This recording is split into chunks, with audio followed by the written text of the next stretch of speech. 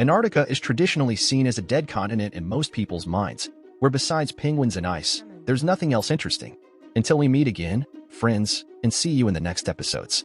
But seriously, Antarctica is a continent with no less vivid stories than others, and it plays a crucial role in climate, navigation, and trade. Right now, Antarctica is doing very important work.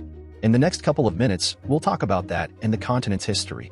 You'll learn how Antarctica would look without ice, why it could have been a military base during the Cold War, and how Australia stole the continent's name.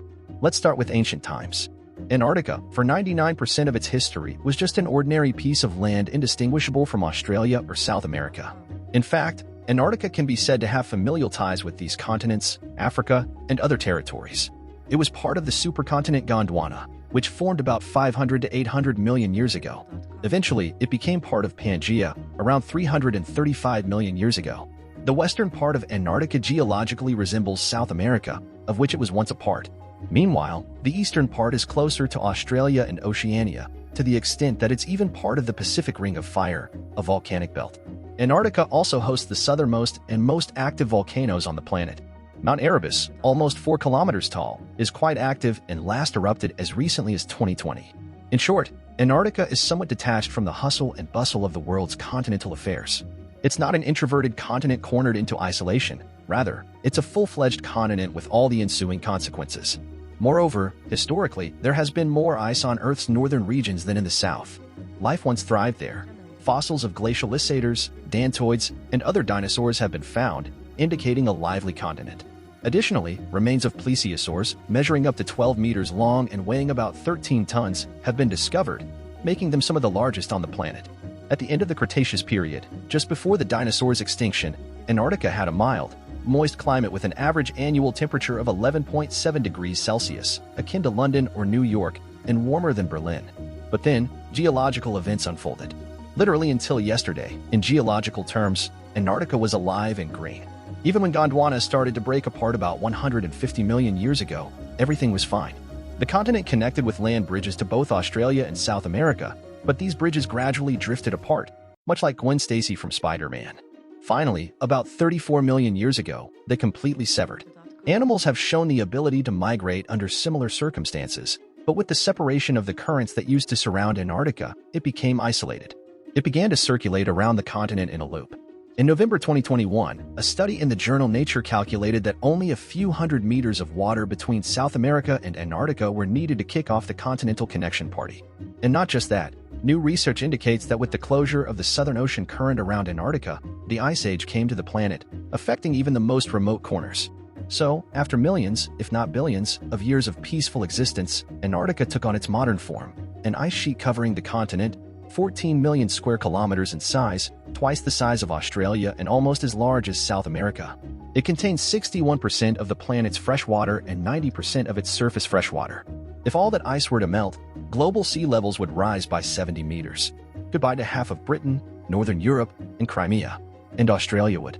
Acute inner sea here, and there won't significantly affect the total area of habitable land on Earth, as Antarctica, under its ice, is a continent larger than Europe, which would rank 5th in the list of the largest.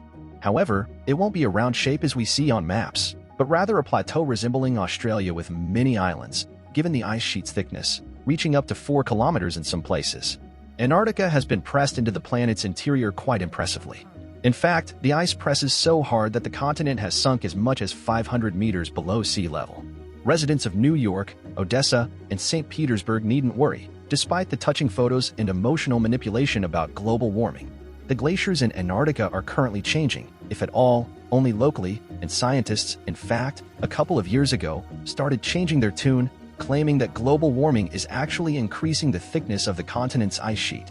In general, when weather forecasts become accurate, at least a week in advance, then we can start worrying about rising sea levels. The first person to sight Antarctica is traditionally considered to be Fabian Gottlieb von Bellingshausen, whose circumnavigation expedition approached the continent head-on on January 27, 1820. However, Aristotle, in 350 BCE, described the Antarctic region in his treatise on meteorology.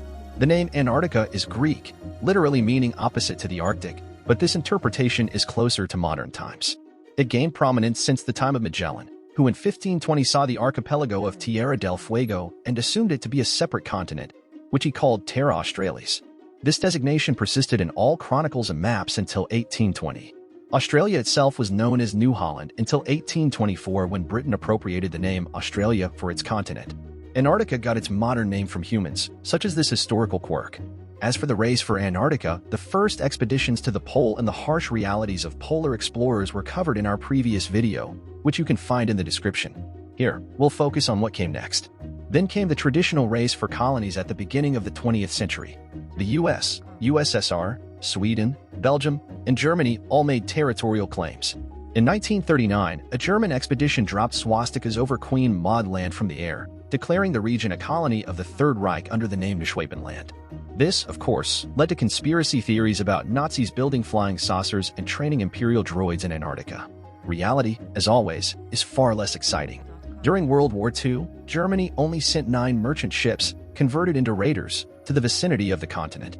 The only significant confrontation occurred on January 14, 1941, when the cruiser Admiral Scheer captured Norwegian fishermen near South Georgia Island.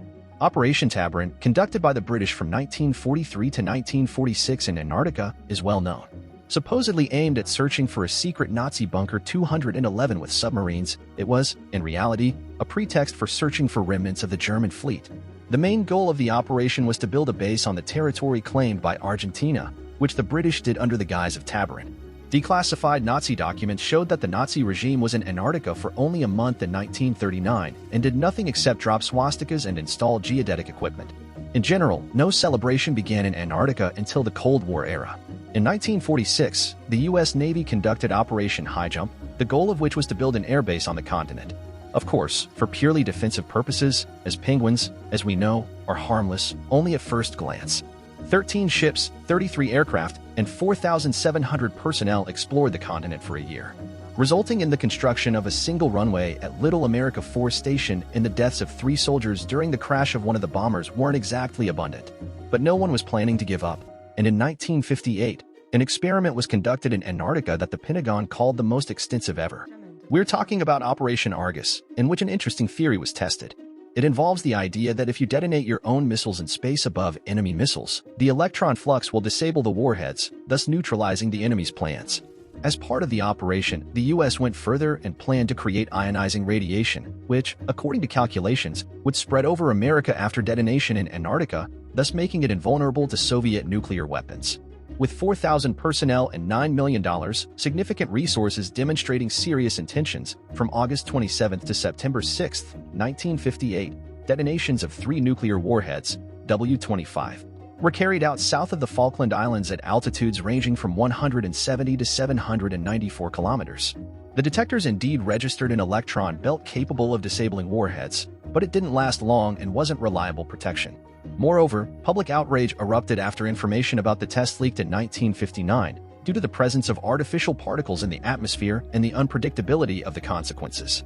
Therefore, on December 1, 1959, an Antarctic treaty was urgently adopted. It entails the complete demilitarization of the continent, a ban on nuclear weapon tests, and the use of Antarctica exclusively for peaceful purposes. Currently, 46 states have joined the treaty, which might not seem like much, but the important thing is that all nuclear weapon states are included. So far, Antarctica remains the only continent without borders, armies, and weapons. However, the Madrid Protocol, which prohibits the extraction of any mineral resources on the continent, expires in 2048.